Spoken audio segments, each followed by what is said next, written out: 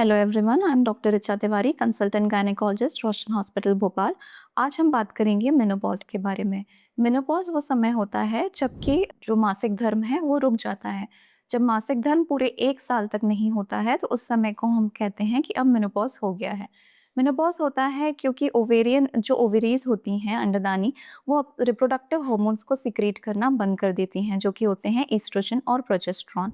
इसकी वजह से एस्ट्रोजन और प्रोजेस्टेरॉन का हमारे बॉडी के कई सारे सिस्टम पे बहुत ही पॉजिटिव इम्पैक्ट होता है, जैसे कि स्किन और bones, heart health, reproductive system and genito urinary systems.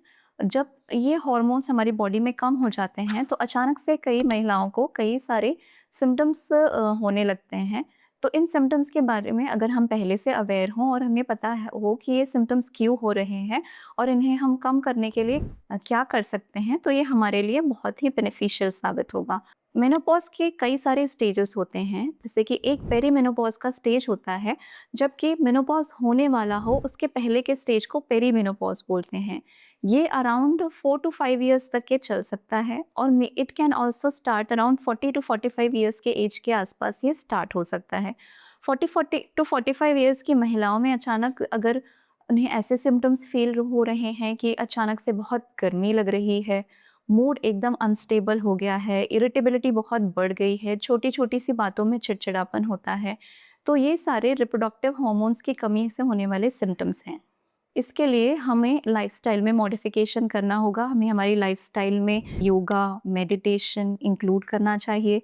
Exercising is also very important क्योंकि मेनोपॉज़ का इफ़ेक्ट हमारे बोन हेल्थ पे भी होता है। तो जैसे ही हमारी हड्डियाँ कमज़ोर होने लगती हैं, तो हड्डियाँ अगर कमज़ोर ना हो इसके लिए हमें स्ट्रेंथ ट्रेनिंग करनी है।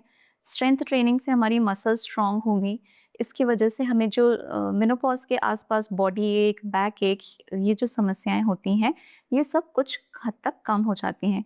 एक एक्टिव लाइफ़स्टाइल मेंटेन करनी होती है। अगर कोई भी पेशेंट ओबीस है, तो उसे ये जो मेनोपॉज़ल सिम्पटम्स होते हैं, उसकी इंटेंसिटी उस पेशेंट में बढ़ जाती है। इसलिए हमें एक आइडियल वेट मेंटेन करके चलना चाहिए। अगर आप ओबीस हैं, तो try to lose your wait.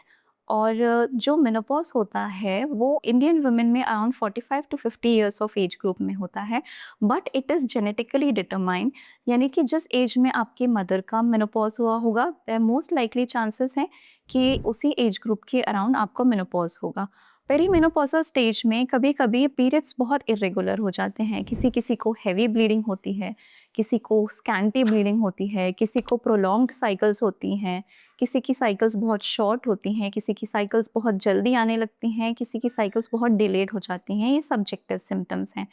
लेकिन अगर आपको ब्लीडिंग्स की ऐसी इर्रेगुलर ब्लीडिंग की समस्या पेरीमेनोपॉज़ल एज ग्रुप में हो रही है, तो एक बार अपने गायनेकोलॉजिस्ट से चेकअप ज़रूर करवाएँ कि कहीं कोई फाइब्रॉइड या एडिनोमायोसिस या फिर ओवेरियन सिस्ट की समस्या तो नहीं है। Thank you.